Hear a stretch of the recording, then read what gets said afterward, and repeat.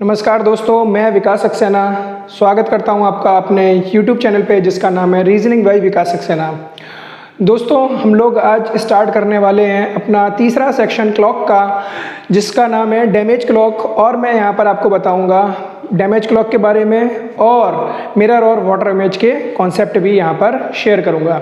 ठीक है, तो हम लोगों ने अभी प्रीवियस लेक्चर में क्या सीख चुके हैं। हम लोग प्रीवियस लेक्चर में सबसे पहला लेक्चर हमने सीखा कि एंगल को कैसे डिटरमाइन किया जाता है, मतलब कि कोण को कैसे ज्ञात करना है। दूसरा सेक्शन हमने देखा, दूसरा पार्ट हमने सीखा जाता है टाइम का डिटरमाइन कैसे किया जाता है। तो समय को हम लोगों ने ज्ञात किया, वहाँ पर उसमें जो स्थितियाँ बनती हैं उनके बारे में बात किया। तीसरा केस आ रहा है हमारा डैमेज क्लॉक का। डैमेज क्लॉक का मतलब क्या है, बंद या खराब घड़ी। उससे रिलेटेड क्वेश्चन किस किस प्रकार से बनते हैं और क्या अप्रोच होनी चाहिए, तो उन सभी के बारे में हम लोग अभी डिस्कस करेंगे यहाँ पर। वो देखिएगा, जैसे एक क्वेश्चन दिया गया कि रवि ने अपनी घड़ी में सोमवार को दोपहर 3 बजे जब अपनी घड़ी में समय देखा तो उसकी घड़ी सही समय से 5 मिनट पीछे थी, लेकिन जब उसने बुधवार दोपहर 3 बजे जब अपनी घड़ी में समय देखा तो उसकी घड़ी सही समय से 5 मिनट आगे की ओर थी। तो ज्ञात करो उसकी घड़ी ने सही समय कब बताया होगा। तो दोस्तों, इस तरीके से क्वेश्चन पूछे जाते हैं। अब इन क्वेश्चन को करने का कॉन्सेप्ट क्या है, तो पहले मैं आपको बताऊंगा बेसिक मेथड और उसके बाद बताऊंगा शॉर्ट तरीका, जिसकी सहायता से आप इसे विद इन सेकेंड इसका आंसर निकाल सकते हो। आइए देखते हैं कैसे इसको हम सॉल्व करेंगे। तो सबसे पहले हमने यहाँ पर एक क्लॉक बनाया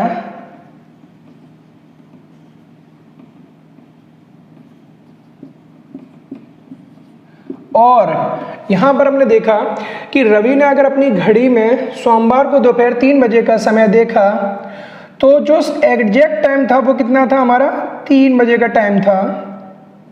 ठीक है, मतलब कि हमारा जो सही समय था वो क्या था, 3 बजे। ठीक है, कब, सोमवार। ठीक है, लेकिन इसकी घड़ी जो समय बता रही थी वो क्या बता रही थी कि 5 मिनट पीछे का समय बता रही थी। मतलब ये 5 मिनट पीछे थी। ठीक है, मतलब ये जो इसकी घड़ी है वो बता रही थी 2:55 का समय बता रही थी। लेकिन जब इसने दोबारा से अपनी घड़ी में समय देखा बुधवार को दोपहर 3 बजे,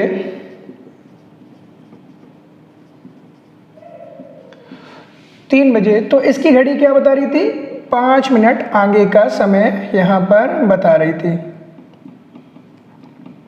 5 मिनट आगे का समय बता रही थी, मतलब कि वो समय क्या होगा, 3:05 का समय हो जाएगा। ठीक है, तो अब उसने सही समय कब बताया होगा ये हमको निकालना है। तो इस क्वेश्चन में हम लोग कंफ्यूज हो जाते हैं कि ये घड़ी सुस्त घड़ी है या तेज घड़ी है। तो देखिए, मैं आपको बताता हूँ कि जब ऐसी कोई क्वेश्चन आता है जिसमें यहाँ पर क्या हो रहा है, 5 मिनट पीछे हो रही है और फिर 5 मिनट आगे जा रही है, तो शुरुआत कहाँ से हुई है, 5 मिनट पीछे से और फिर 5 मिनट आगे की ओर गई है। तो हो सकता है किन्हीं कारणवश घड़ी की सुई सुस्त हो गई थी उस टाइम पे, लेकिन उन्होंने क्या किया, पहले ये दूरी को कवर किया होगा 5 मिनट का, फिर उसके बाद फिर से 5 मिनट और आगे निकला। मतलब ये क्या हो गई, फास्ट घड़ी का केस हो गया है। ठीक है, फास्ट घड़ी का केस हुआ। तो यहाँ पर देखते हैं कैसे इस क्वेश्चन का आंसर देंगे। तो अगर हम लोग यहाँ से देखते हैं तो रवि की घड़ी ने पहले ये 5 मिनट की दूरी तय की होगी। पहले 1 minute, 2 minute, 3 minute, 4 minute, 5 minute की दूरी कवर किया और उसके बाद क्या, फिर आगे 5 मिनट की और दूरी कवर किया। तो टोटल डिस्टेंस इसने कितना कवर किया, तो 5 ये और 5 ये, यानी कि 10 मिनट की दूरी तय की। 10 मिनट की दूरी तय करने में इसने कितने घंटे का समय लिया, तो इसने सोमवार दोपहर 3 बजे से बुधवार दोपहर 3 बजे तक का समय लिया। समय लिया।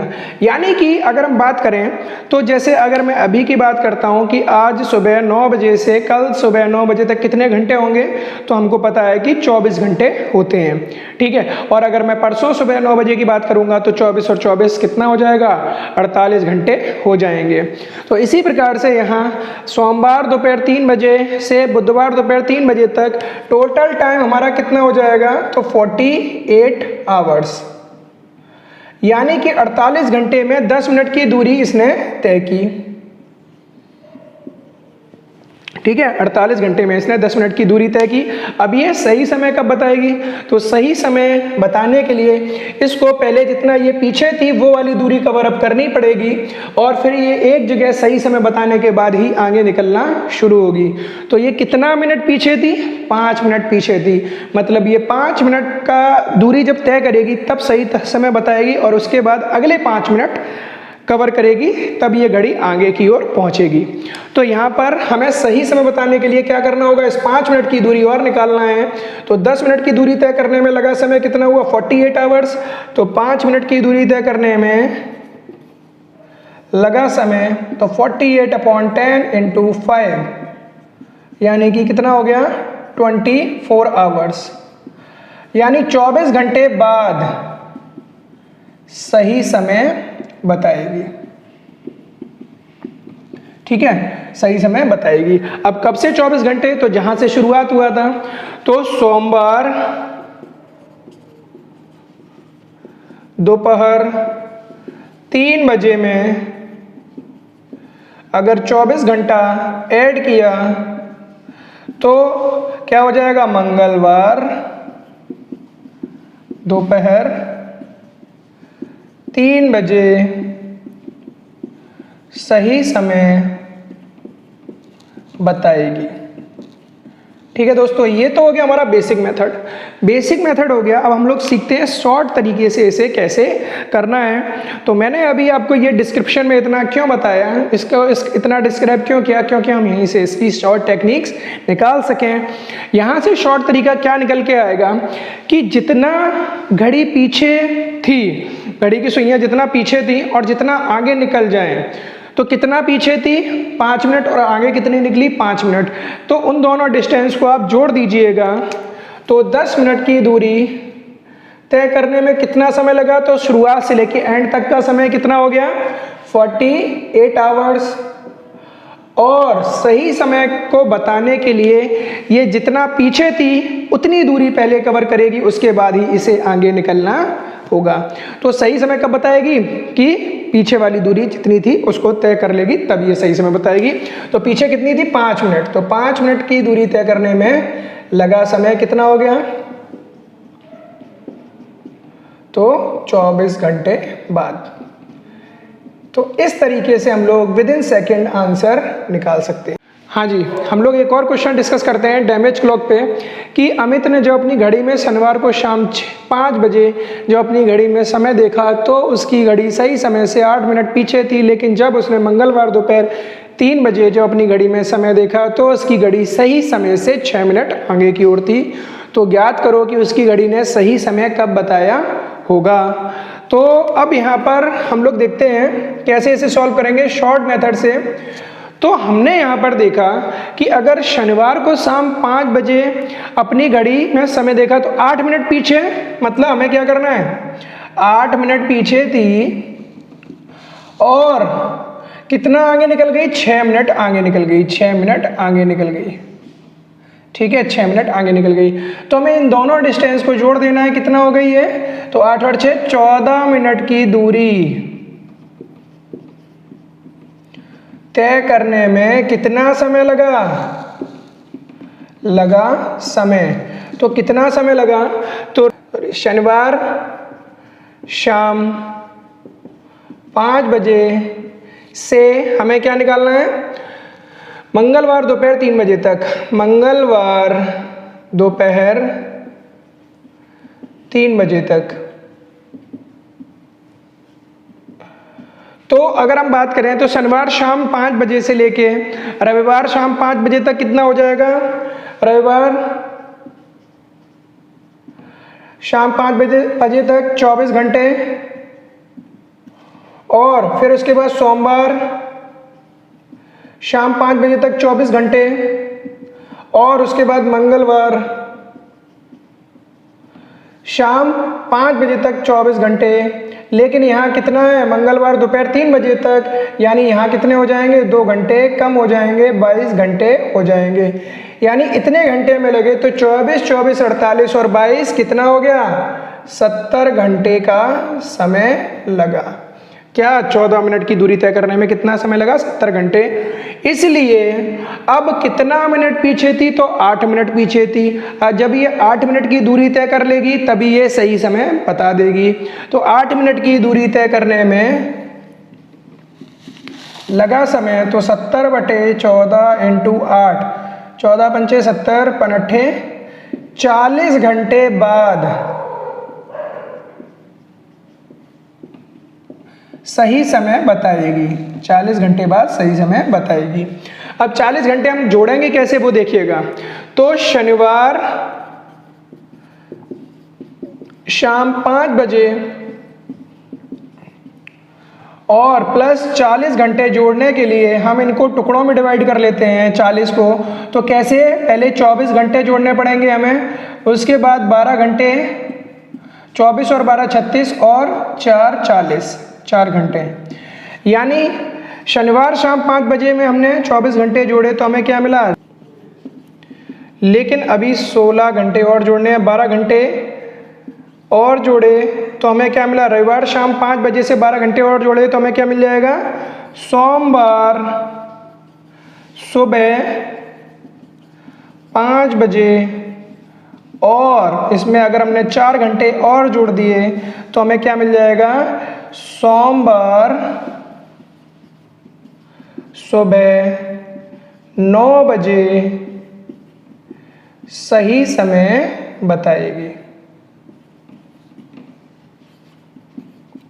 ठीक है, तो ये मैंने जो आपको बताया है, ठीक है, हमको घंटे वगैरह इससे जोड़ने की ज़रूरत नहीं है, ये ओरली हो सकता है, ये मैंने आपको इसलिए बताया, लिख के बताया है। ठीक है, तो ओरली हमको ऐसे करना है, और ऐसा कोई ऐसा रूल नहीं है कि मैंने इसको इस तरीके से बताया है कि आप जब 24 और 12 आवर्स, 24 और 12 आवर के मोड में अगर चेंज करते हो तो हमें वही टाइम की पुनरावृत्ति होती है, उसी टाइम की पुनरावृत्ति होती है।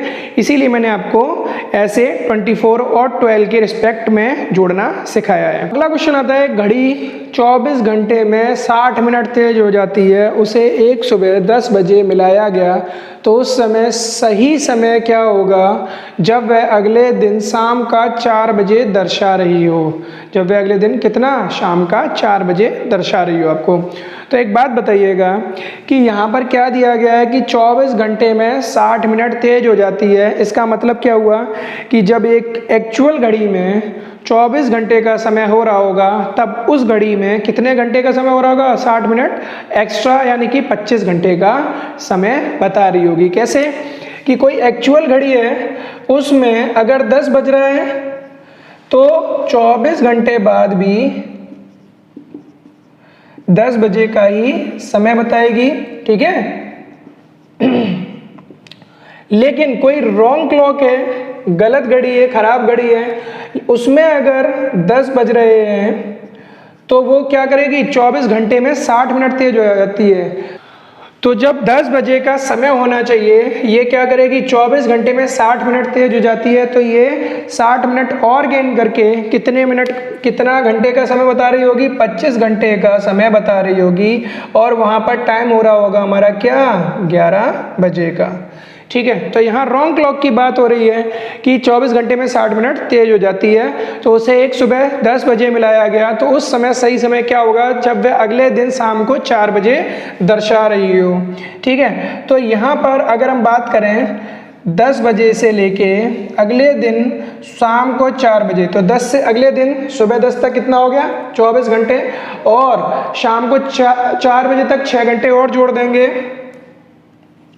नेक्स्ट डे 4 PM तक कितने घंटे हो जाएंगे, 30 घंटे हो जाएंगे। तो यहाँ पर क्या होगा, हमें करना क्या है कि जब 25 घंटे गलत घड़ी में हो रहे होंगे तो क्या है, 24 घंटे हमारे एक्चुअल टाइम होगा। हमसे पूछा क्या है, अगले दिन शाम का 4 बजे दर्शा रही हो उसका सही समय क्या होगा। तो हमें एक्चुअल टाइम निकालना है। तो हमने क्या देखा, 25 घंटे रॉन्ग क्लॉक में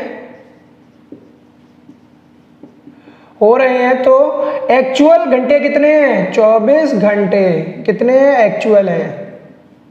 ठीक है, 25 घंटे रॉन्ग क्लॉक के, तो 24 घंटे एक्चुअल। तो 1 घंटा रॉन्ग क्लॉक का होगा, तो यहाँ पर 24/25 आवर हो जाएंगे एक्चुअल में। और यहाँ पर अगर 30 आवर हो जाएंगे, हो चुके हैं, तो एक्चुअल हमारा आंसर निकालना होगा। तो हम क्या करेंगे, 24 × 25 × 30, 5 25, 5 छक्का 30, यानी कि 24 छंगा 144/5। और ये क्या हो गया, 5 दूनी 10, 4 5 40, 28, 4/5 घंटे बाद सही समय बताएगी। ठीक है, 28 से 4/5 घंटे बाद सही समय बताएगी। इसको अगर हम मिनट में चेंज कर लेते हैं, तो 28 घंटे और 4 × 60/5 12, यानी कि मिनट। ये आंसर हो गया 28 घंटे 48 मिनट बाद सही समय बताएगी। ठीक है, अब अगर हमें ये टाइम निकालना है तो हम क्या करेंगे, एक्चुअल में इसको जोड़ देते हैं। तो 10 बजे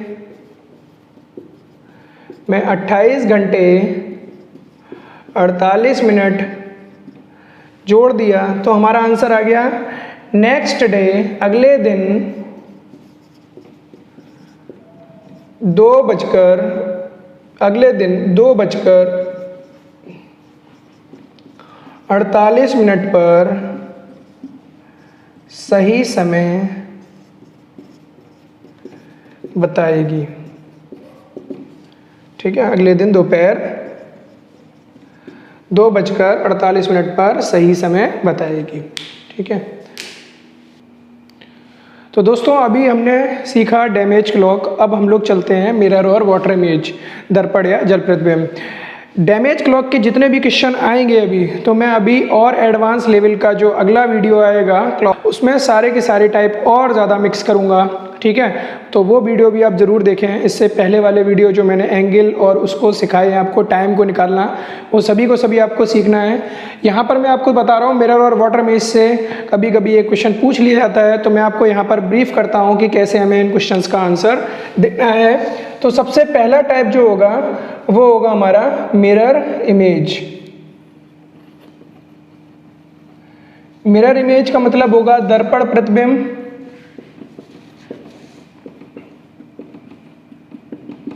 और यहाँ कंडीशन होगी कि जब दर्पण ऊर्ध्वाधर स्थिति में रखा होगा, वर्टिकल शेप में रखा होगा।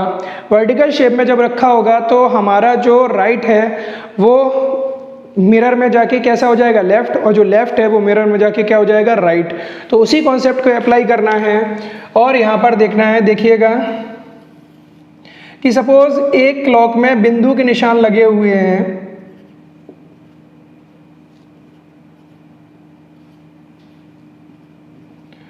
और यहाँ पर सपोज समय हो रहा है 3 बज रहा है। कितना बज रहा है, 3 बज रहा है। ठीक है, कितना बज रहा है, 3। और यहाँ पर एक मिरर लगा हुआ है इस प्रकार से। ठीक है, और इसका जो इमेज बनेगा वो क्या, किस प्रकार से बनेगा वो देखिएगा।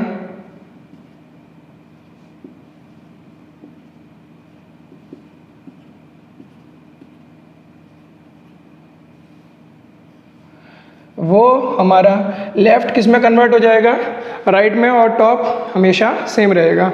तो यहाँ जो एक्चुअल टाइम था हमारा वो क्या था, 3। और यहाँ जो हमारा इमेजिनरी टाइम है यानी कि प्रतिबिंब समय है, ये हो जाएगा हमारा 9। ठीक है, तो दोस्तों यहाँ पर तो हम बड़े आसान तरीके से हमने यहाँ पर बता दिया कि 3 है, यहाँ पर क्या हो जाएगा 9। लेकिन कभी कभी मिनट के फॉर्म में भी क्वेश्चन पूछ लिया जाता है, तब थोड़ा सा हमारे सामने दिक्कत आ सकती है। तो हमें करना क्या है, करना केवल इतना है कि जब भी हमें ऐसा क्वेश्चन दिया जाए तो 3 और 9 इनको जोड़ा हमने, कितना हुआ 12 हुआ, और 12 में से एक्चुअल टाइम को घटा देंगे तो हमें क्या मिल जाएगा, इमेजिनरी टाइम। और यही बात 12 में से इमेजिनरी टाइम को घटा देंगे तो क्या मिल जाएगा, एक्चुअल टाइम प्राप्त हो जाएगा। ठीक है, कैसे कि अगर हमसे क्वेश्चन में पूछ लिया जाए कि भाई 4 बजे का दर्पण प्रतिबिंब क्या होगा, तो हम 12 और -4 यानी कि 8 बजे आंसर।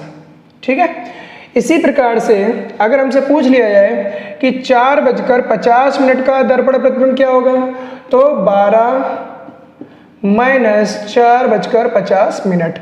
लेकिन अभी आप देखेंगे कि यहाँ पर क्या लिखे हुए हैं, तो मिनट लिखे हैं, यहाँ पर आवर लिखे हुए हैं, और जब हम समय को घटाएंगे तो मिनट में से मिनट को और आवर में से आवर को घटाना है। लेकिन यहाँ पर मिनट है 0, यहाँ पर है 50, तो कैसे घटा सकते हैं, तो हम आवर में से मिनट की तरफ भेज देंगे 1 घंटे को, और वो किस में कन्वर्ट हो जाएगा, तो यहाँ से 1 घंटा रिप्लेस हो गया और यहाँ मिनट में पहुँचा तो ये हो गया 60, और 4:50 को माइनस किया तो 0:1:7:10 आंसर हो जाएगा। समझ में आया। अभी अगला क्वेश्चन देखिएगा, सपोज हमसे पूछा जाए कि 8:20 का, तो हम क्या करेंगे, 11:60 में से 8:20 को घटाया और आंसर हमारा आ गया 3:40। लेकिन अगर हमसे क्वेश्चन पूछा गया कि 12:35 का दर्पण प्रतिबिंब क्या होगा, तो कैसे आंसर देंगे। क्या हम यहाँ पर इसको 12 में से घटा सकते हैं, नहीं घटा सकते हैं। जब भी कोई वैल्यू ऐसी आ जाएगी कि जो 12 से बड़ी होगी, तो हम उसमें एक रोटेशन पूरा यानी कि 12 घंटे और जोड़ देंगे और तब उसे माइनस करेंगे। यहाँ पर क्या हो जाएगा, तो 12 और प्लस 12 को जोड़ा तो हमें क्या मिला, 24 आवर। 24 को हम 23:60 लिख सकते हैं, क्योंकि 1 घंटे को उधर भेजा तो 23 घंटे 60 मिनट में से 12:35 को घटाया तो 5, 2 और ये 11:25 आंसर हो जाएगा। ऐसे करके हम इन क्वेश्चंस का आंसर निकालेंगे।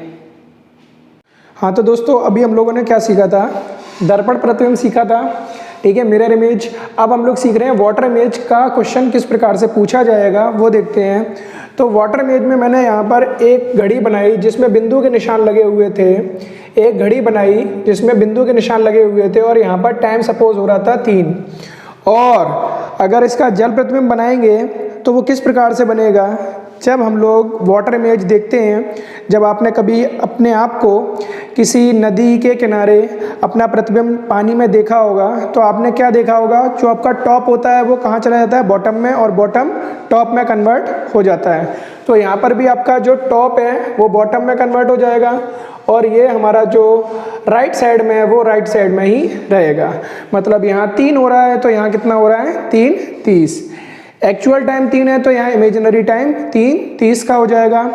तो उस केस में, दर्पण प्रतिबिंब के केस में भी हमने इन दोनों वैल्यू को जोड़ दिया था, यहाँ पर भी इन दोनों वैल्यू को जोड़ दिया तो कितना आ गया, 6:30। यानी कि जब भी वाटर इमेज का क्वेश्चन पूछा जाएगा तो हम क्या करेंगे, उसे 6:30 से माइनस कर देंगे, आंसर हमारा प्राप्त हो जाएगा। ठीक है, ऐसे करके हम इसका टाइम निकाल सकते हैं। इसके अलावा अगर हम लोग क्वेश्चन देखते हैं, सपोज हमसे पूछा गया कि 2:25 का जल प्रतिबिंब क्या होगा,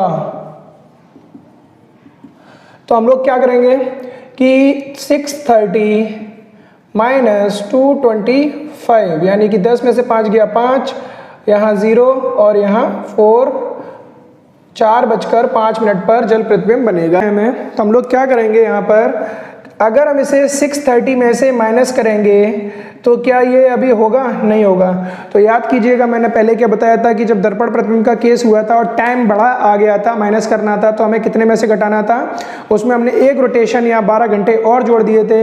इसी प्रकार से यहाँ पर हम क्या करेंगे, यहाँ पर 12 घंटे और जोड़ देंगे तो कितना हो जाएगा? 1830। 1830 को हम 1790 लिख सकते हैं और इसमें से 840 को घटाया तो 05, 17 में से 8 गया 950 आंसर इमेज। ठीक है, तो हम लोगों ने यहाँ पर सीखा मिरर और वाटर इमेज के क्वेश्चन और डैमेज क्लॉक के क्वेश्चंस। ठीक है, अगर आप लोगों को समझ में आया हो तो आप लोग कमेंट बॉक्स में लिखकर ज़रूर बताएं। अगर आपकी कोई क्वेरी है तो उसको कमेंट बॉक्स में ज़रूर लिखें, जिससे मुझे ये पता चलता रहे कि आप यहाँ पर सीख रहे हो।